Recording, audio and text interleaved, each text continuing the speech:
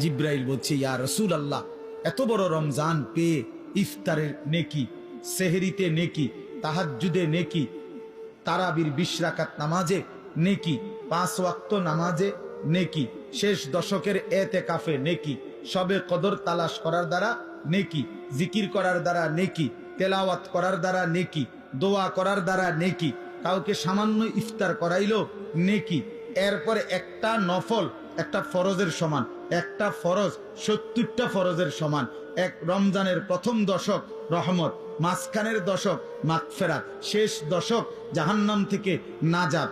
আল্লাহ বলেন জিব্রাইলের মাধ্যমে, নবী এত কিছু দিয়াও যেই বেঈমান রে মন গলাইতে পারলাম না, তারে আমি ভালো করাইতে পারলাম না, আমার দিকে ফিরাইতে পারলাম না, তার উপরে আমি আল্লাহর লানত, আমি ফেরেশতারও লানত। তো নবী বলে আমিন, হ জিব্রাইল, আমি মুহাম্মদেরও লানত।